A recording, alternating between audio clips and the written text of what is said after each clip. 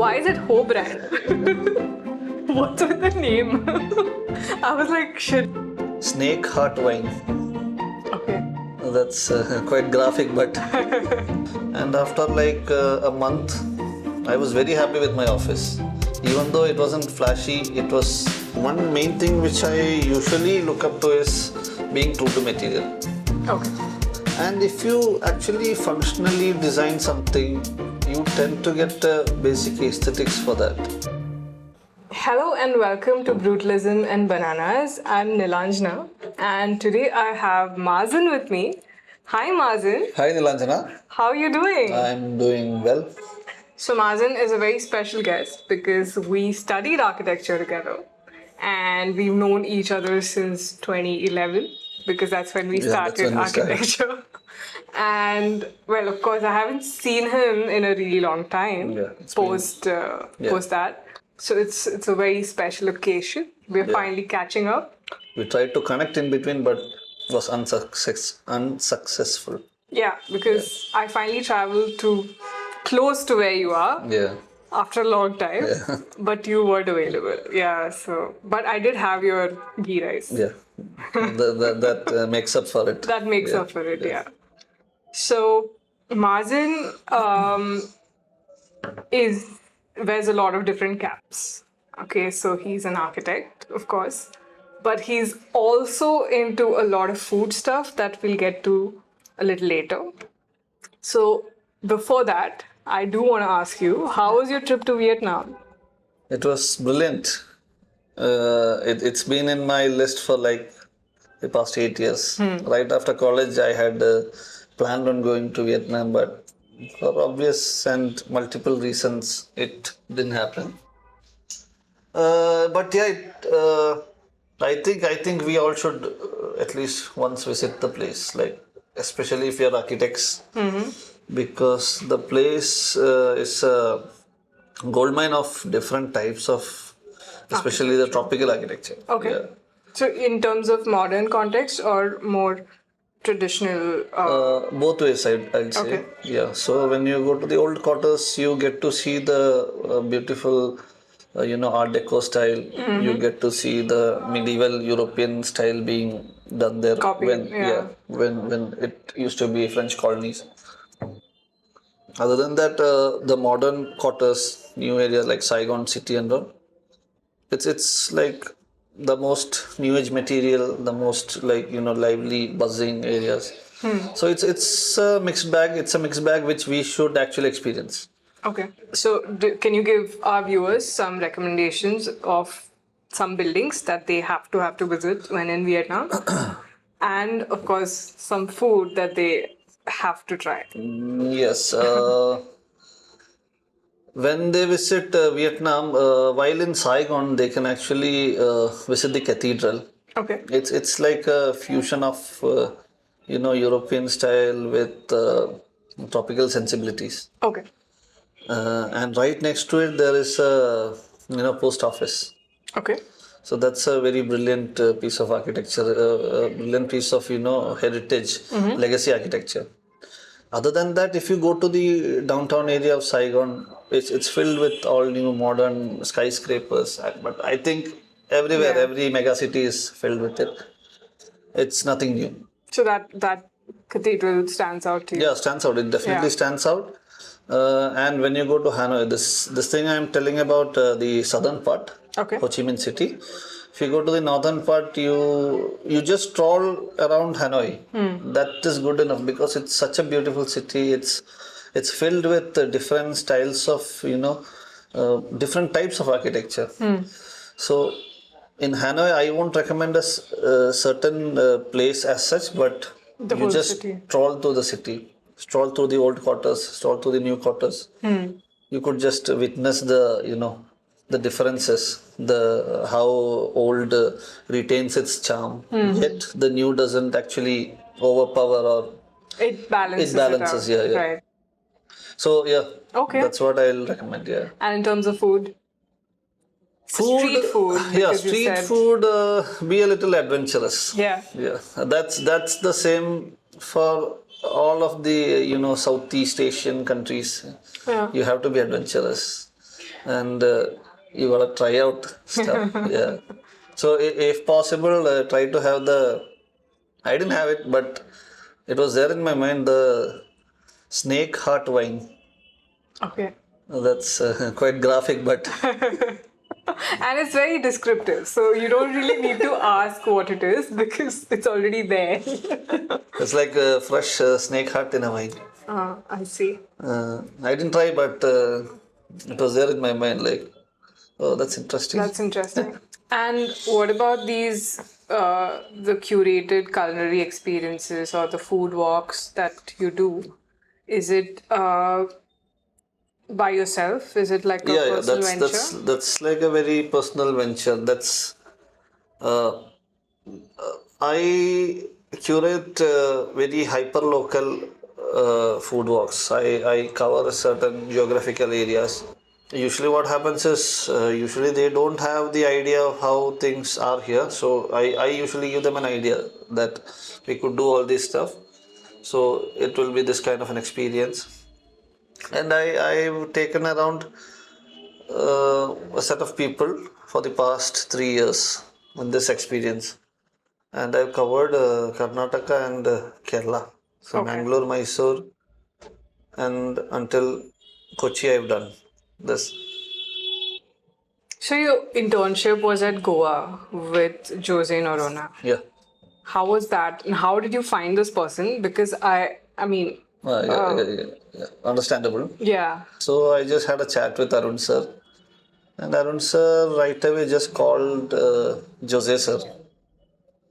And he's like, okay, Jose sir told that they haven't taken any interns for the past 2 years. So that's the case. So Arun sir did a little bit of convincing. He told me also, like, you should go there. He's a very good guy. He's his fellow colleague from SEPT. Okay. Both of them studied together. I think Arun sir was senior to Jose sir. Yeah. So like that, I reached Goa. He accepted my portfolio and my this thing, and I reached there and I went to an office. It was actually a very basic office with just him, a draftsman, and myself, and a lot of files. That's it. Then I was actually quite,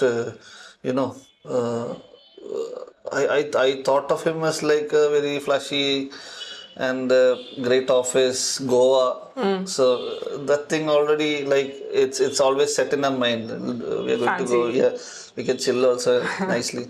But this is like a very, very basic setup, and I literally was devastated to see the office, and as it didn't meet my expectation. And after like a month, I was very happy with my office. Even though it wasn't flashy, it was wonderful because he was teaching me step by step. He was taking me to the sites. Whatever he taught us, he showed us. Actually, that's what I'm also doing now in my office, in my practice. So it was brilliant, wonderful. Right after a month, I was super happy, no issues. No hesitations in your mind. Nothing. So yeah, about internship, that's the thing. Like, it not just about internship. For anything, it needn't be flashy. It just needs to be authentic. It just needs to be the right thing. So if you look at Sir's work, he's actually done even the Goa University campus. Okay. Yeah, so that's a big deal actually. He even did buildings for their secretariat and all those stuffs. So when I had actually joined that office, by the time he had actually stopped doing major commercial works. He told me, he's like, I'm done with it. I've done enough. To retirement. Yeah, I'm done. I've done enough. And he was into majorly NGO projects, into charity projects. The projects that I did in that office were mainly churches, old age homes. Then there were cultural centers and all those stuff. Like proper architecture, Yeah. institutional Institution, care. yes.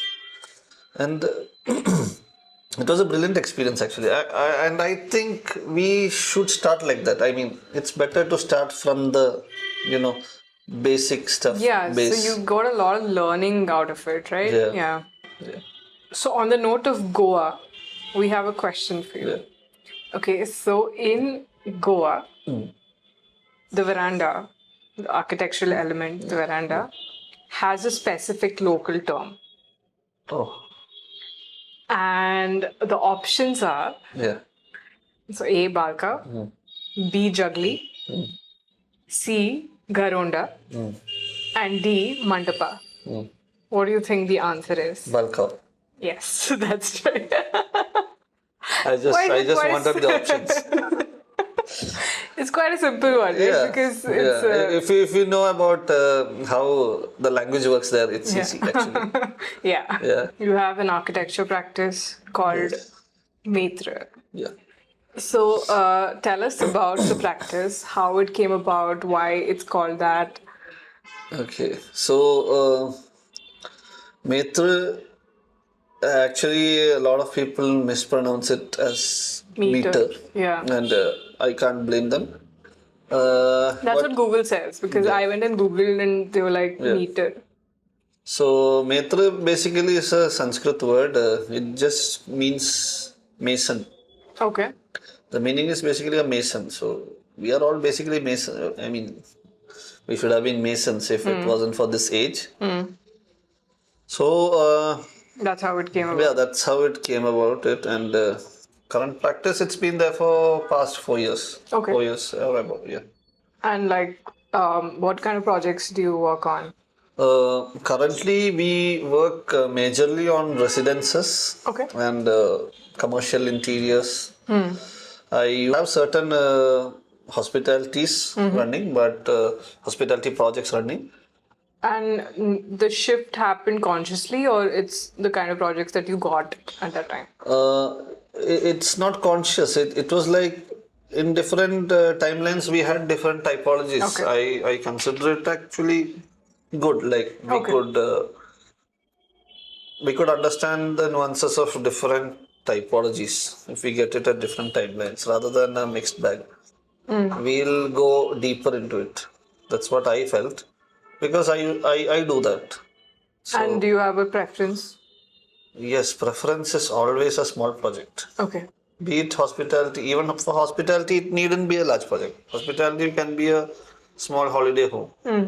It could be actually the projects we did are not huge. Do you have like a design philosophy, or it's based on the client's requirements as such? As you know, primarily it's client requirements. I'm just hoping somebody's escaped that.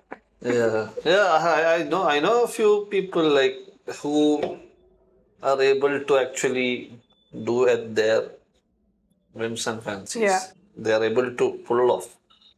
One main thing which I usually look up to is being true to material. Okay. So instead of covering up things, being like showcasing the material itself, I find it, better. So no I try to do, makeup I try to do it in my projects. I try to at least I try to convince my clients. So when we go about it, other than that, primarily a space has to function. Yeah. Aesthetics should be a product of functionality. The aesthetics should come after functionality. Not that you should ignore it or you should go around it. But as long as your space is functional, I think that you've done like 80%. Yes, yes. And if you actually functionally design something, you tend to get basic aesthetics for that. Yeah. I've always seen that when I work around projects, it's achievable. So you want to like be as authentic as possible to this landscape, to the materials. Yes, exactly. Like maybe it's because I've worked a lot in this eco-sensitive region of Wayanad. So there we have to respect the context. We don't have a choice actually, because if we don't respect it, pretty sure it will backfire. So on that note, we have another trivia question. Okay. And this one is slightly food related. So the design of the Sydney Opera House, you know the Sydney Opera House, was inspired by this food item. A. Eggs. B. Oranges. C. Avocados. And D. Pudding.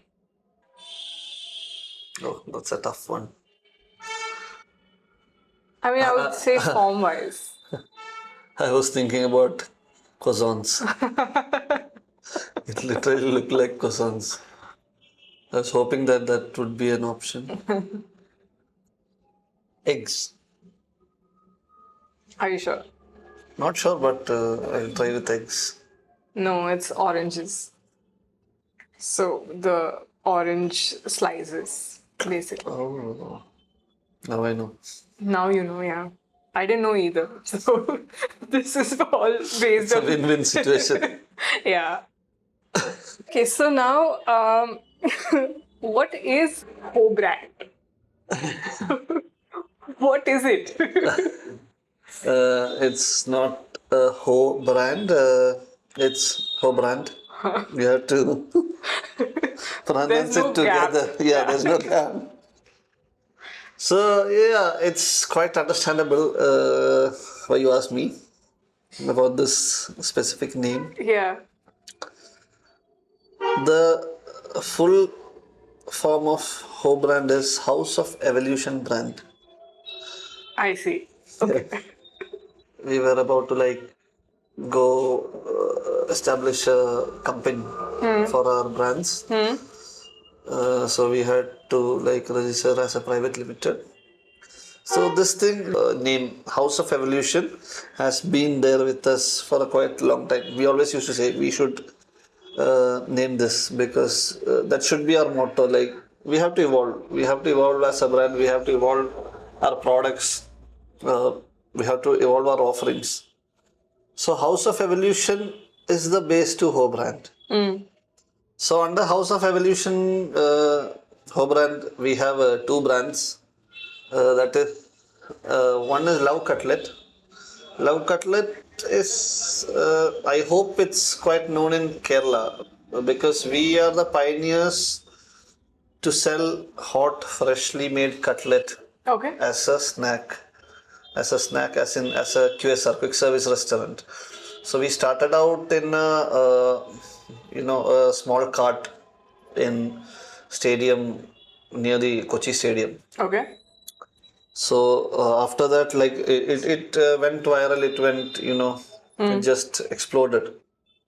So cutlets is a big deal in Kochi, especially in South Kerala. It's a very common snack all around Kerala, but it's especially a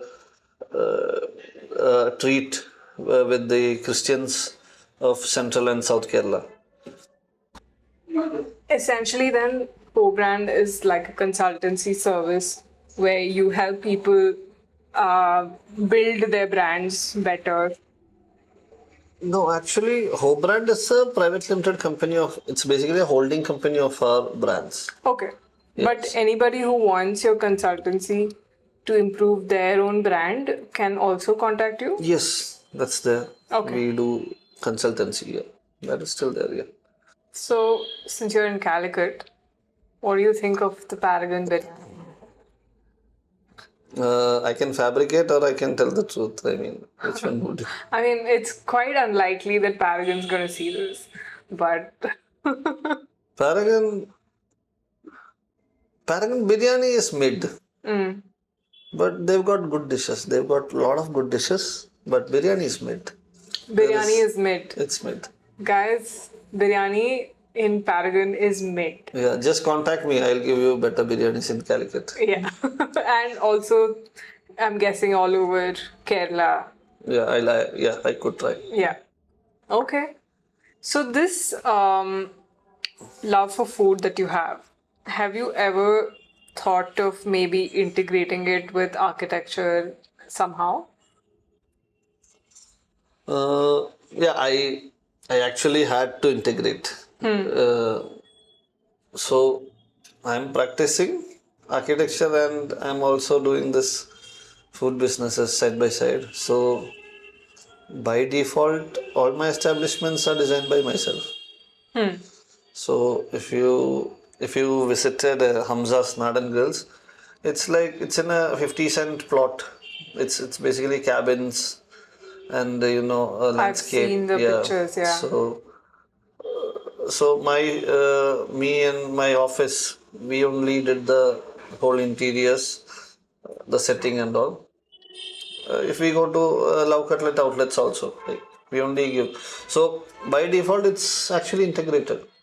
So if it's about architecture, if it's about design, if it's about layouts, yeah, it but like automatically on a comes to us. different integration level, because my question to you is about this architect who turned into a pastry chef, but then still uses architecture as an inspiration to make stuff.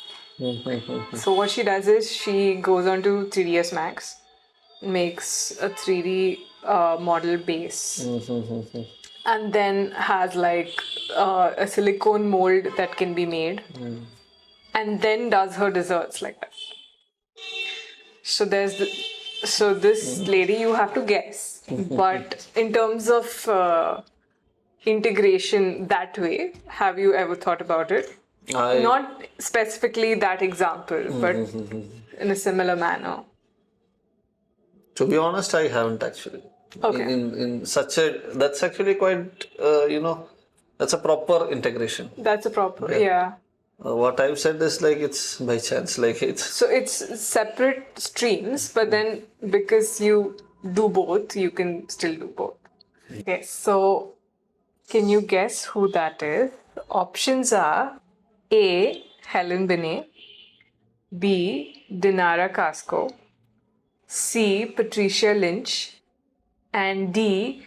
Ava McDermott. I'm just putting up a wild guess. Ava. No, it's B. Dinara Casco. So she basically did this because she was taking a break because of her pregnancy, and she was a pastry chef. And where is she from? Like, where is she based out of? She is originally from Ukraine, but I don't know if she's still in Ukraine. I think. Nice. Yes. So, as somebody who's doing two very different things together, you're doing architecture and food, and like I'm doing photography and architecture. Do you have any advice for youngsters who are sort of thinking, no, I probably need to pick one lane and stick to it? Or are you of the opinion that you need to sort of chase your dreams and try and do whatever it is that you want to do? Yes, everyone should actually chase their dreams. That is, a non-negotiable thing. But about trying different things, yes, definitely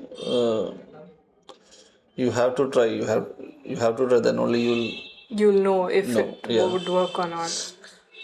But always keep a timeline. Like you have to keep a timeline. If it goes well, if it goes right, then it's fine. It's not about timeline anymore. But if you do something, if it starts going down south, you definitely need to analyze it super fast. Especially when you're doing something, parallelly, something, multiple things. So this analysis should be very fast. I personally feel so because I faced it. So for an example, like when we had started a specific enterprise in a specific place, we literally ran out of time, ran out of fund, because after a certain period of time, it was pretty evident that it isn't working, but we waited for it. So you need to know when to cut your losses. So that analysis should be there, and you should act fast. Because, and also shouldn't interfere with what the other part you're doing. Yes, exactly. Yeah. So if you're doing two things and one's not working out, that shouldn't affect the first thing. And Ideally pick something, like if you're into two things, ideally pick something in that manner, so that one doesn't actually affect the other. And they're very separate stuff. Yeah. Ideally. Makes sense. So thank you so much, Mazan, for carving out the time and doing this for us. I think it was quite an informative episode. And it was a lot of fun catching up with you after so many years. Definitely. It's been a pleasure for me as well. Thank you so much. Thank you. Thank you.